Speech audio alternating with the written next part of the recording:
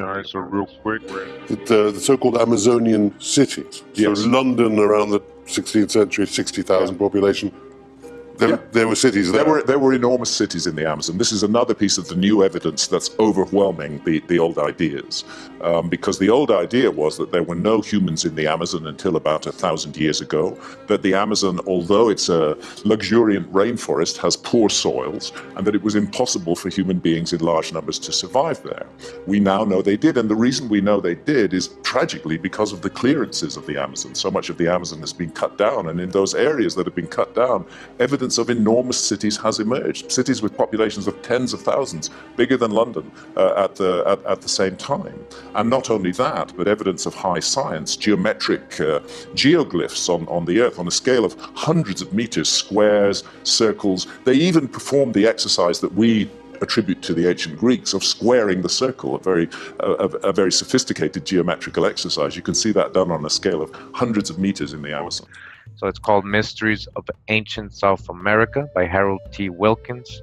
All right, so this book says right here, we're on page 92, all right? It says, the reader may recall the remarkable statement of the old bandeiristas that the statue of the Colossus he saw in the Dead City had his hand outreached toward the north.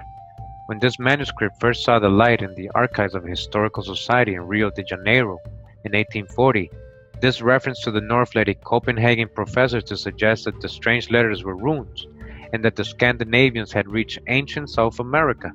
So impressed was the King of Denmark that he even detailed a warship to go to Rio and land a lieutenant who had orders to go up the country and find these statues and the dead city of Hyperborean suggestion.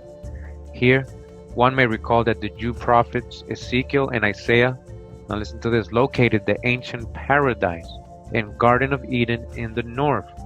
But if the reader glances at a map, he will see that north of Brazil corresponds to that very Amenti land, or land of the dead. Amenti from Egypt, halls of Amenti Thoth, paradise of the ancient Egyptians. And the Celt, under another name of the royal or high Atlantean Brazil, High Brazil. They're telling you north of Brazil, right? Which the people of the pharaohs said lay to the west of the Nile. Moreover, there was a man who was 12th king in the calendar of the Mayas, and whose country, Guatemala, was a Nile. You hear this? And whose country, Guatemala was a Nile, who corresponds closely with the Menes of ancient Egypt, who built the temple of Memphis and turned the course of the Nile of Egypt. Alright, you hearing all this? Brazil, the old and mysterious, seems to be the ancient land which was perhaps the cradle of the world's oldest civilization. Maybe 60,000 years ago, in a day when our own European ancestors were living in caves in then far warmer regions, what is now Pyrenean France, Cantabrian Spain, or Lacustrine Switzerland. Alright, the Lenin, you know this guy. What happened? That seems that Brazil seems to have the ancient land, which was perhaps the cradle of the world's oldest civilization, the cradle of the world. Alright, we're talking about, Graham Hancock showing us that they found evidence of at least 100,000 years of human occupation in the Amazon. This guy said 60,000 years ago. We're talking about the Maya said they got the root, their tree, their roots. It's in South America, but their empire went all the way up to the Mayas, alright? All the way region there. It too is the Mecca of the treasure hunter, prepared to risk death in very unpleasant forms in order to trail the whereabouts of ancient gold mines or lost mines of platinum, which later appears on cryptic charts and derroteros made by wandering Jesuit missionaries of the late 16th and 17th centuries.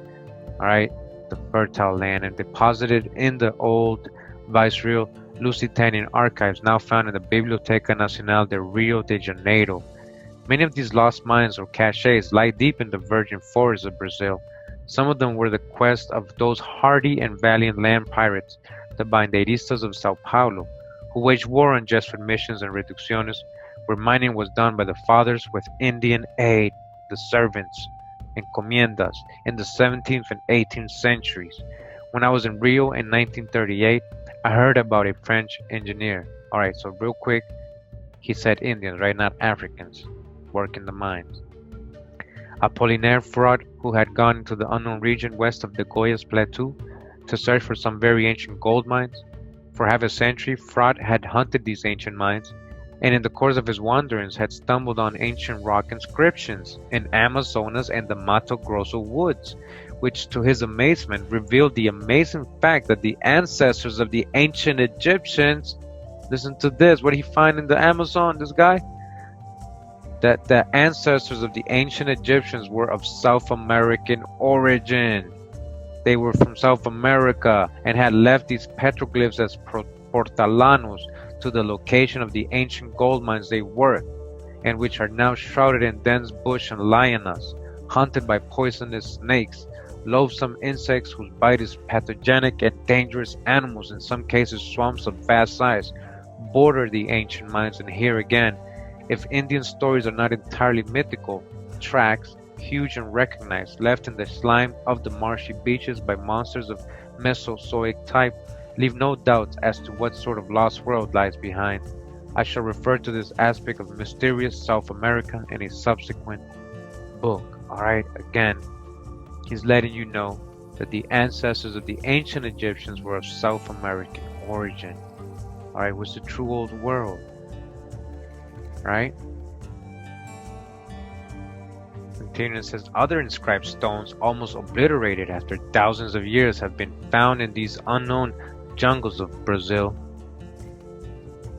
and purport that Phoenician and their kinsmen, the Carthaginians, also wandered this way thousands of years ago, trading and hunting valuable mineral lodes. Before my reader scouts the idea of these revelations of antique civilization in South America, he or she must remember that more than 2,000 photographs of these ancient petroglyphs have been made by Frot and native prehistorians in Brazilian wilds. Alright, so you can research that. This guy, Frost, alright, or Frot, found, all these inscriptions there. There's like pictures of this and stuff, alright, of these ancient petroglyphs. Alright, it says in the Brazilian wilds, and that the inscriptions range from the hieroglyphic demotic or hierarchic forms to cuneiform or Proto-Phoenician forms, Paleo-Hebrew, such as been found cut in caves in the Canary Islands, or are codified in Jacinius Scriptura Linguae Phoenicianae Monumenta. Now, says Frot had been exploring these wild woods of Brazil since he was a youth. It was in the province of Amazonas that he came on an ancient carved rock hidden by dense jungle close to a river, which recorded the journey of a Proto-Egyptian priest to what is now Bolivia. The ancient inscriptions went on to speak of Proto-Egyptian silver mines located in what is now the basin of Rio Madeira, south of the Madeira Falls. These portolanos in stone must be the oldest treasure shards known. One of them reads as follows, and look what it's saying. It says that they translated those glyphs and says, "Look out with care for a high hill on whose summit are 6 palm trees. Close by the foot of this hill thou wilt find yet another carved rock telling thee of what lies ahead on the road to the mines of gold we work." Stage by stage, these portalanos and ancient stones ran across central Brazil, from some very ancient Proto-Egyptian port which must have been located between Bahia and Rio de Janeiro in the plateau of Goiás, on the edge of the mysterious wilderness which has never at any time been under sea or ice, and which today is known as the Roosevelt Tableland. Frot found one of these stones while he was running down an old Carthaginian trail. Alright, he's finding this all in Brazil. He's talking about Carthaginian trail, right? The clue of the hieroglyphics led him to a very ancient gold mine. Alright, so he found it like Indiana Jones following the clues, in the middle of a virgin forest too thick for him to penetrate. Indeed, many of these ancient Brazilian Bolivian gold mines today are buried in the middle of ancient woods. Frot says his inscription proved that the ancestors of the Egyptians, now listen to this, long before they passed to Africa and the Nile, had established an ancient South American empire ranging from what is now Bolivia to Bahia. So, wait a minute. So you're saying that before they went over to Africa and the Nile. They already had established an ancient South American empire. So wouldn't that mean that they were from here first? They originated here. If they were here first, why are you calling them pro-Egyptian? And that's a Greek word. That's what I'm trying to tell you. Who civilized who? Over there in Egypt, again, it just came out of nowhere. Language, writing, they don't know. It's a legacy. They teach us this. They don't know how it originated. Because all this started over here. Right? This guy's letting you know, Frot, he found all this in the Amazon.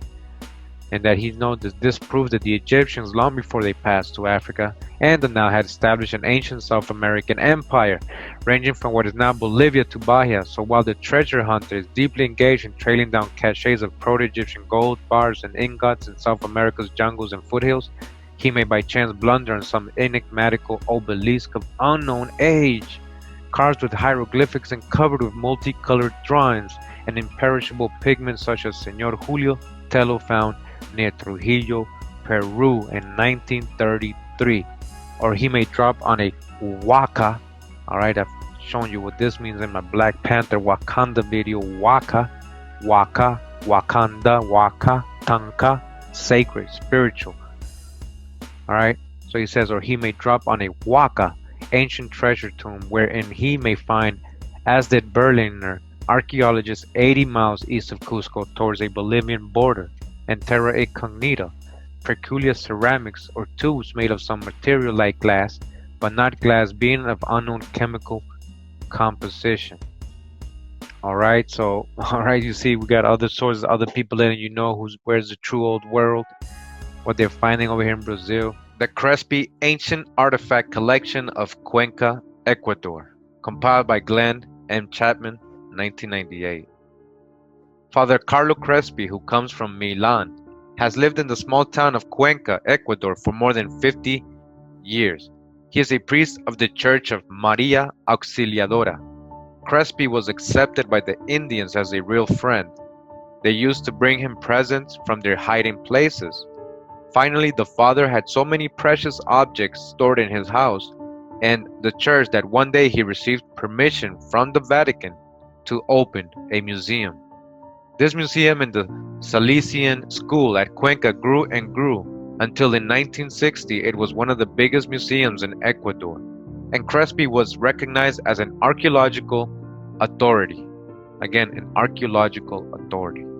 But he was always been a rather embarrassing servant of his church, for he asserts vehemently that he can prove that there was a direct connection between the old world, Babylon, and the new world, pre-Inca civilizations. Again, Father Crespi, who lived amongst the Indians in Ecuador, who was collecting all this archaeological stuff they were giving him, right? Who had evidence and proof because he was seeing it, he was living it. Said he had proof that there was a direct connection between the old world Babylon and the new world pre-Inca civilizations. And that goes right against prevailing opinion. On 20th July 1962, there was an act of arson and the Father's museum was burnt down. What Father Crespi managed to salvage was housed in two long narrow rooms, which were in a terrible, muddled brass, copper, sheet metal, zinc, tin, and stone, and wooden objects, and in the midst of them all pure gold, sheet gold, silver, and sheet silver. Eric Van Danken, in his book Gold of the Gods, says, in this treasure, let the Vatican Grail guardian Father Crespi of Cuenca be the key witness to the pre-Christian origin of the metal treasures. He said to me, everything that the Indians brought me from the tunnel dates to before Christ. Most of the symbols and prehistoric representations are older than the flood. Older than the flood. We're talking about antediluvian, right? Ancient times before the flood. Father Crespi has partially stacked his metal plaques by motives. For example, those with pictures of pyramids, antediluvian pyramids in America. I took a close look at more than 40, and some of them are reproduced in this book. All the pyramid engravings have four things in common: a sun, but more frequently several suns, is depicted above the pyramid. Again, a sun above the pyramid. What do we know that as? Snakes are always flying next to or over the pyramid. Snakes, or are we talking about dragons? Flying serpent Quetzalcoatl? Again, snakes are always flying next to or over the pyramid. Animals of various kinds are always present. He led us into an inner court of the schoolyard, where old Spanish wooden doors faced inward and the off-scrubbed floors gleamed with sunlight, bouncing off the polished terrazzo. We were unprepared for what was to come. Father Crespi took a large key from a ring that hung from a braided belt around his robe, then moved to an obscure wooden door and turned the lock. Together, with a single helper, he disappeared into the dark room. Both soon reappeared with a large piece of metal that had been molded and hammered into a long sheet. It looked like it might be made of gold. The sheet was inscribed with a curious artwork beyond identification.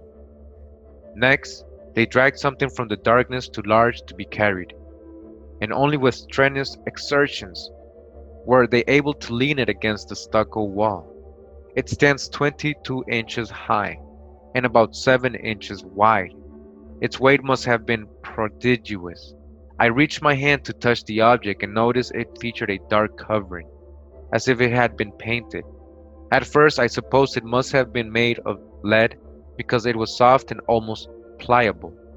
Then the nails of my fingers bit into the body of the figure through the paint, and the gleam from the telltale scratch left no doubt that it was made of pure gold.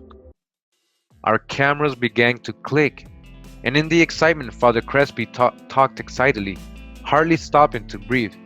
He was our enthusiast instructor, showing us each new piece as though it had just been brought to the light of day for the first time. What other wonders did his black vault contain, we wondered. The old man's nimble fingers joined the ends of two barren electric wires, and the chamber was instantly revealed in the radiance of an incandescent globe.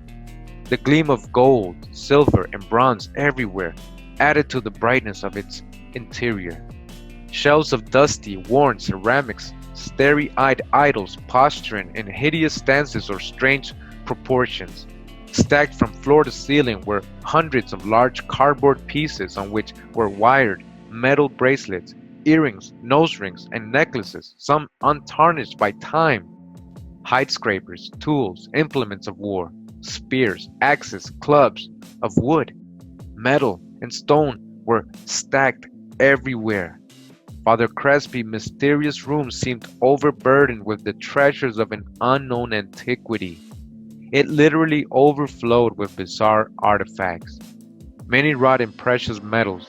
Most intriguing were the innumerable plates of bronze, brass, and gold. Many bore strange inscriptions and hieroglyphic symbols.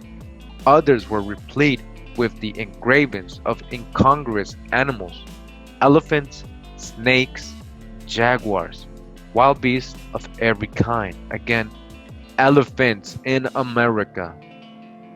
The images of horse-drawn chariots were clearly etched into metal, calling to mind Juan Moritz's description of a Roman chariot in his underground chamber. Alright?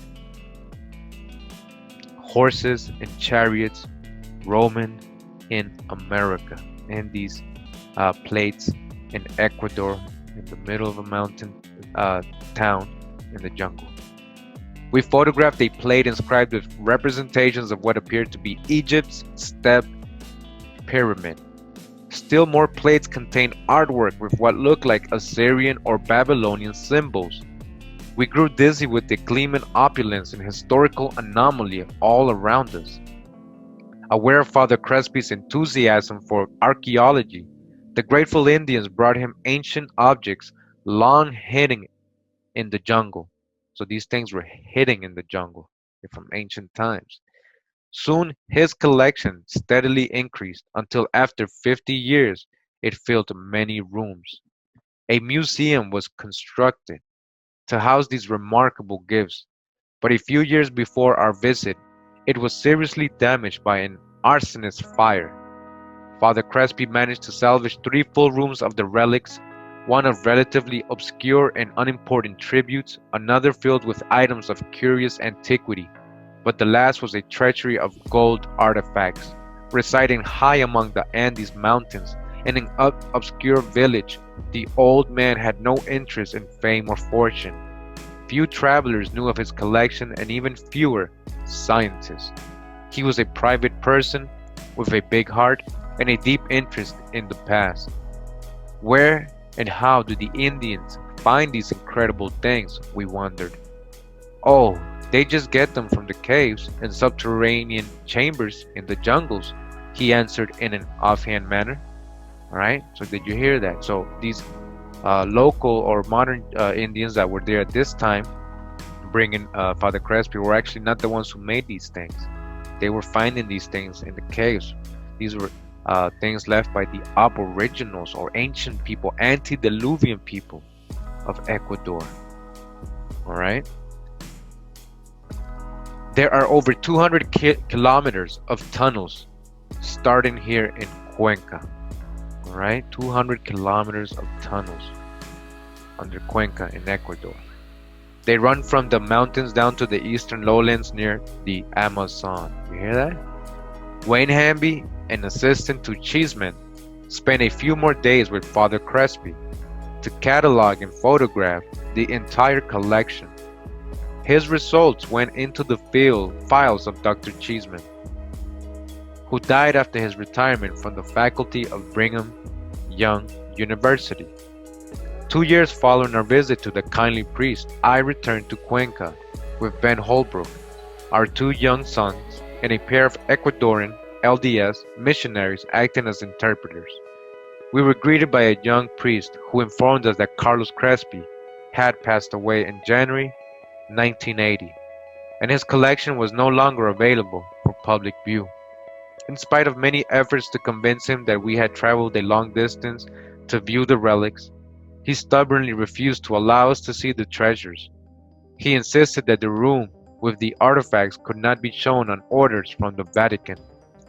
Alright, so the Vatican said don't show any of these things to anyone else. When Carlos Crespi died, they were like, no, alright, we gotta seal this up, don't show it to anybody else. They told the priest that was there, so he didn't let him in, it says here. To my knowledge, no one from the outside world has seen the treasure since the death of the old padre. Mr. Barton heard rumors that much of the treasure had been shipped to Rome, to the Vatican, and I wouldn't doubt that at all.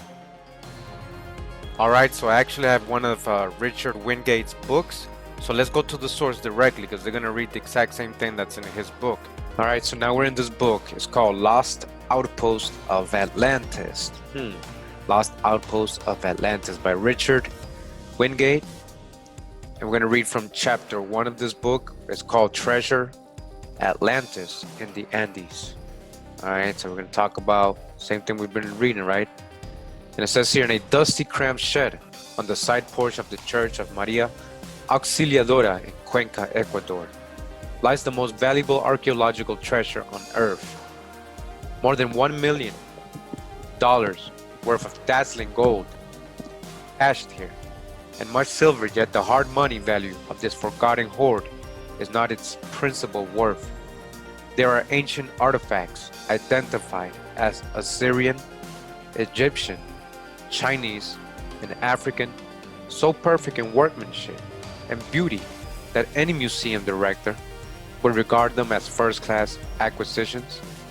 Since this treasure is the strangest collection of ancient archaeological objects in existence, its value lies in the historical questions it poses and demands answers to.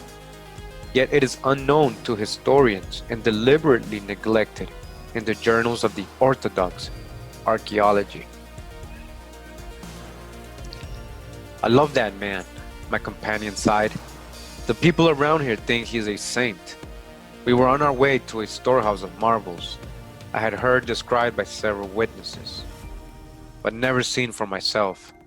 That man was Carlo Crespi, a jungle missionary, a priest of the Maria Auxiliadora Church an explorer and the discoverer of extraordinary archaeological treasure.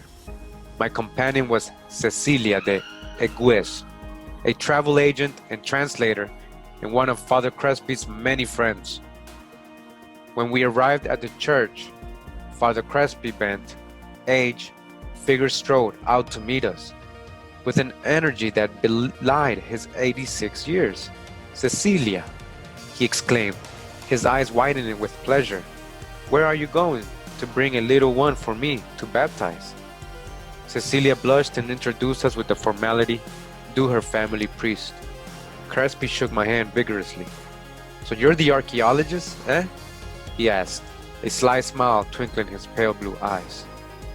Cecilia translated the wry greeting and responded, "Not an archaeologist, an explorer and photographer, and a man with great respect for your collection." "Ah," the priest said, "enough flattery. Then let's take a look without ceremony." He forced a key into an ancient rusty padlock and opened the rickety door to his museum. He attached two bare wires together and a watery yellow light went on. Father Crespi was smiling like a man with a very remarkable secret. I was skeptical of the reports I had heard about this place, but now that cautious attitude gave way to unabashed astonishment. Stacked against the far wall were golden mummy cases in the quasi-Egyptian style with a black baked enamel finish. A dozen complete sets of gleaming golden ceremonial armor, beaten gold Chaldean style helmets, and golden inscribed plaques were piled haphazardly on the floor. These dazzling memoirs of lost times were scattered among an array of beautifully carved Pacific, Oceanic, and African-style wooden statues, shields of a rich red copper, pottery, canes, sheets, and rolls of silver-colored metal, and strange unidentifiable gears, pipes, and wheels which might have been parts to long-lost technological systems. Rows of intricately figured sheet metal stood haphazardly piled around the shed. The priest explained that it had been torn of the interior walls of a long, abandoned, vine-choked buildings in the inaccessible eastern jungle.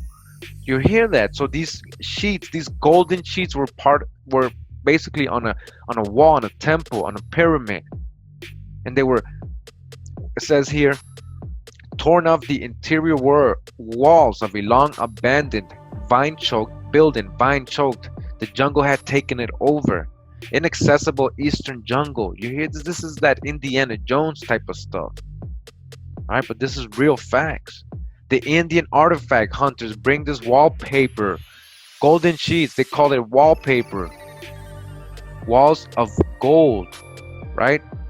This is the real wallpaper, ancient wallpaper, sheets of gold. The Indian artifact hunters bring this wallpaper in three different metals. Gold, a metallurgically unique, untarnished silver, and an unknown alloy with the appearance of shiny aluminum. Every square inch of the peculiar sheet metal is decorated with intricate designs, some of them depicting long-forgotten ceremonial occasions, and some of them humorous and cartoon-like occasions. The rolls come in heights that vary for the most part from 8 to 12 feet, and they are often 15 to 30 feet long. You hear that? These rolls are often 15 to 30 feet long. These lengths are composed of many individual 4-foot sheets which have been artfully riveted together. He showed me a dozen bronze plaques. Seemingly, they were among his favorite acquisitions. The illustrations borne by the plaques made me catch my breath. Images of Egyptian princesses and Assyrian gods. Again, images of Egyptian princesses and stared at me with a severity undiminished by the passage of centuries.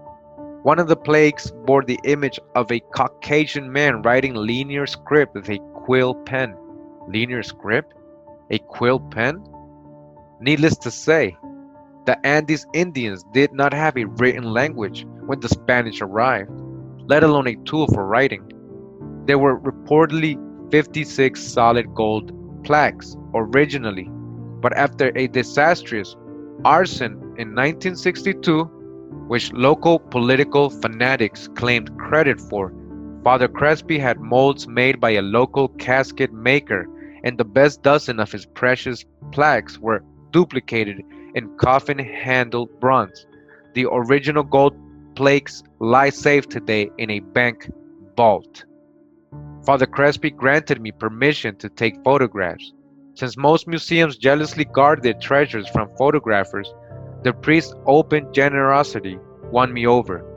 Lack of space inside the shed forced me to set up my tripod and camera in the sunlight outer courtyard. The priest himself brought his treasures out for me to record on film. Hours passed in the usual afternoon equatorial winter. Rain began. The father was growing tired. We quit for the day. I had exposed over 10 rolls of film, taken more than 300 pictures, and covered only a tiny percentage of the 70,000 artifacts. Again, 70,000 artifacts. 70,000 artifacts. These are not savages. All right, which filled the museum's 3 rooms to their ceilings. As it turned out, I made not 1 but 3 additional visits to Father Crespi in Cuenca, exposed over 3,000 frames, and I still have captured only 2% of the collection on film. Between my second and third trips, the Padre's treasure hunters apparently hit upon a fresh cache in the jungle caves. So many new pieces arrived during this period that I was forced to climb over heaps of newly unearthed objects in order to get to certain items that I particularly wanted to photograph. He had to climb over so much artifacts they were bringing. Even when he was there, they were still bringing new artifacts, these Indians from the caves. They knew where they were hidden. They had found them. Food. He has cared for the people, listened to their stories of fabulous deep jungle temples, explored the treasure-filled Tayos caves, and stubbornly provided a museum for the strange artifacts of the country.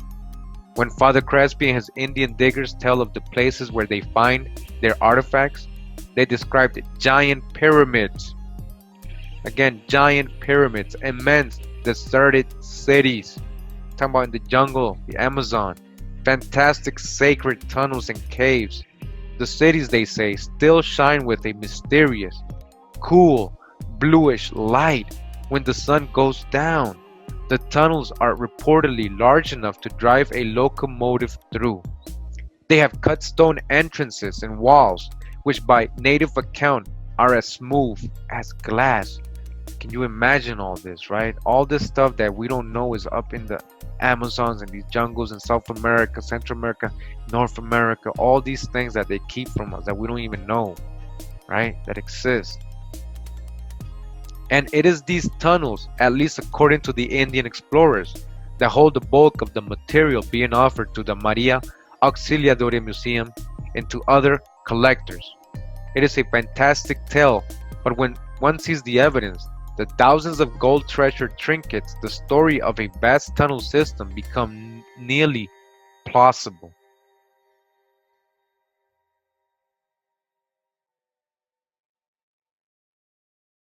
You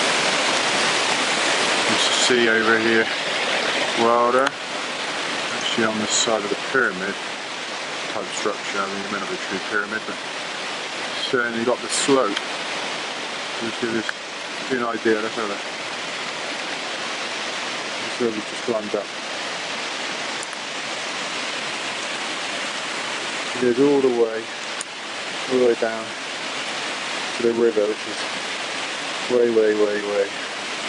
So down there, we've got a waterfall which actually flows down. And the top is sort of hidden away. What's really interesting here is if you follow the line of stone, there's a hole, and it seems that it goes there is a second layer of stone beneath the blocks. Now this is, and it's very smooth. It's the same kind of material, but there's a gap between the top layer of blocks and this smooth stone. Now this is pretty weird. You wouldn't expect that. I mean, just to give you an idea, let's see, I can sort of show you that this is actually goes off inside there. It's a broom handle in front of me. See, there's actually a gap in there. There's actually a hole underneath the stone. You know, idea of the size of the hole.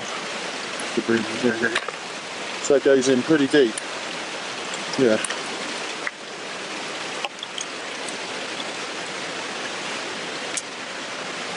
That's not, doesn't look very natural, does it?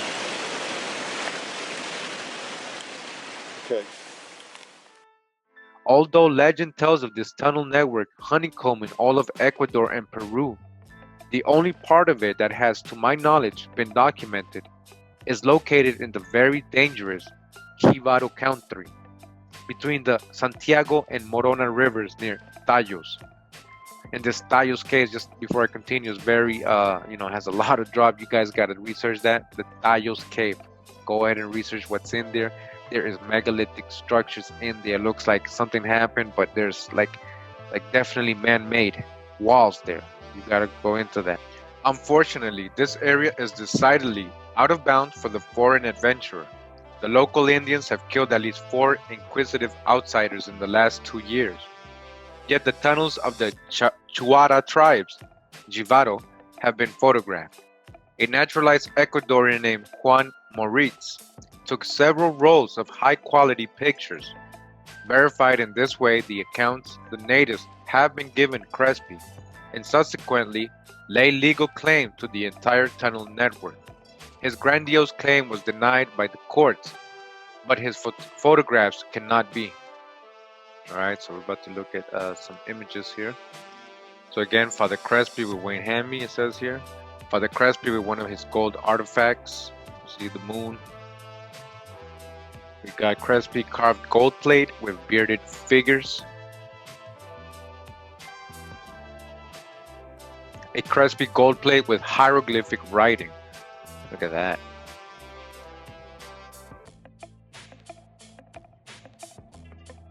Golden helmet and a golden girdle. Look at this.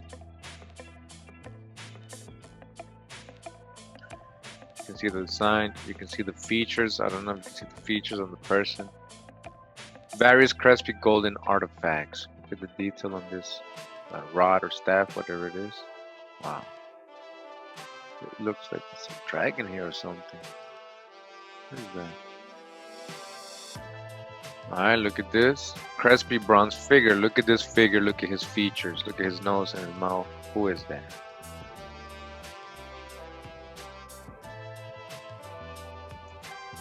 A Crespi carved golden sheet with Paul Barton. It says here. Look at that. Wow. This was on a wall. Right? This was the wallpaper of a temple. Gold.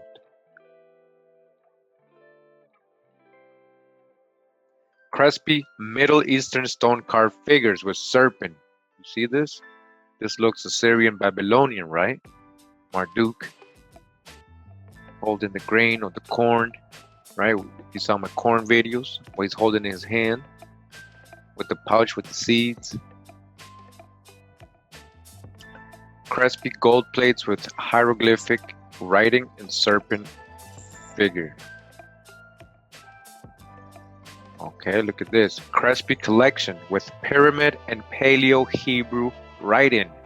Crespi Collection with pyramid and Paleo-Hebrew writing. Look at that. Paleo-Hebrew. Gold Crespi artifact plate with Egyptian hieroglyphics and figures. Alright, you can see all the Egyptian gods and everything, just like in the walls of Egypt temples. Crespi gold plate showing a robed person writing a record with serpent figures. Look at that. Alright, look at this guy, looks like a priest or Vatican bishop or something. Carved stone, Crespi artifact showing writing and figure of an elephant. Alright.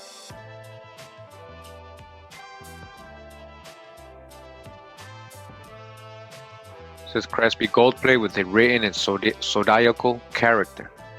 The zodiac. A Crespi ceremonial object with elephant and serpent. Elephant. Right here we got this other image right here. You can see. Interesting. An elephant here. It says Crespi gold plate with various.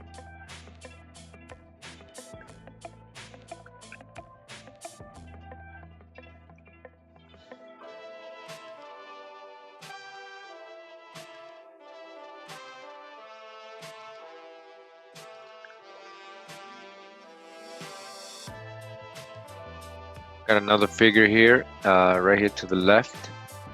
It looks like corn right next to him. That's definitely corn. So this is America. They're depicting something in America. See like a pyramid. See a person on top. See some animals in the bottom. It says here in the bottom, it says showing a Crespi golden plate showing a pyramid with serpents along the sides and sun disk. All right. On top, an elephant, a llama, and toxodon. Supposed to be extinct in America 1,000,000 years ago. A toxodon, depiction of a toxodon, which is supposed to be extinct 1,000,000 years ago, in this gold-plated Aboriginal artifact from Ecuador. All right, on the right, you can see this, the sign too, to the cone hat. The sun in the belly. Says Crespi gold plate showing a warrior with braided armor and headdress holding a naked child with serpent wrapped around his waist. See that? Alright. Says here Crespi strange carved stone showing a dinosaur. Okay, a dinosaur or dragon. Crespi gold wall covering showing strange reptile bird. It says here. It does look a little strange. Look at it. Alright, and the right says Crespi human figure with tattoo of strange reptile. Strange reptile, right? We got here a Crespi strange crown showing a bearded man with a crown and a sun disk and woman with clown. Alright. Then on the right we have Crespi gold disc with figures of suns, serpents, and a 5-pointed star. And I guess this is from Crete, over here on the left. A similar maze from Minoan ancient Greek. They're giving you a reference of what they found here in Ecuador. It says Crespi stone tablet with carved maze. So you can see that it's almost the same basically. They're trying to show you. All right.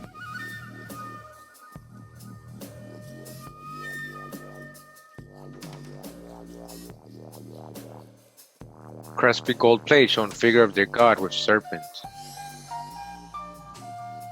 Crespi gold plate showing a warrior with armor and weapons with strange braided headdress holding a serpent. Strange braided headdress? Looks Egyptian to me. He got a cross, he got a staff with a cross, and he's holding a snake. Oh, come on. Look at that.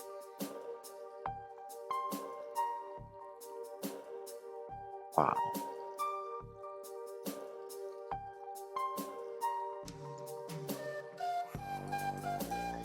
Look at this. Crespi gold plate showing a warrior with a braided headdress with sun disk, armor, and serpents. This looks Egyptian. Got the serpent in the forehead and everything. Come on. Where is the true old world? Wake up. Crespi gold plate showing queen with dress decorated with serpents and strange images. Crespi gold plate with hieroglyphic writing. And it says here a pre-Inca wall showing serpent portrayal. It says Richard Wingate in Lost Outpost of Atlantis offers evidence for the authenticity of the bulk of the Crespi collection. He writes, similar epigraphy in Father Crespi's collection was also labeled as clumsy Indian fraud until better trained scholars discovered some inscriptions were written in classically pure Egyptian hieroglyphics, Egyptian hieratic, Libyan and Celt Iberian and Punic. Again, Richard Wingate, right? He says that everybody thought it was fraud, or that it could have been it wasn't done by people who were trained scholars. But when actually trained scholars did see these plates, right, or these pictures, however they saw them, and they saw the inscriptions on them, they said they were written in classically. It said that means old, classically pure Egyptian hieroglyphics, Egyptian hieratic, Libyan and Celt Iberian and Punic. All right. Lost Outposts of Atlantis, future book we're going to have, concerning the large numbers of brass and bronze high-pressure air pipes. Such pipes simply can't be purchased in Ecuador today. We were told by importers that we would have to special order pipes of these specifications from Germany, and the cost would be substantial. You hear that? So it says that they found, a lot of brass, bronze, high-pressure air pipes, and that this doesn't exist in Ecuador, and you would have to go get them all the way from Germany, and it would cost a lot. These technological artifacts, of course, don't fetch high prices on the market. Concerning artifacts that are made of pure or alloyed gold, the native gold panners hardly have the leisure or the inclination to fake heavy artifacts of gold and then sell them for less than the bullion value of the precious metal.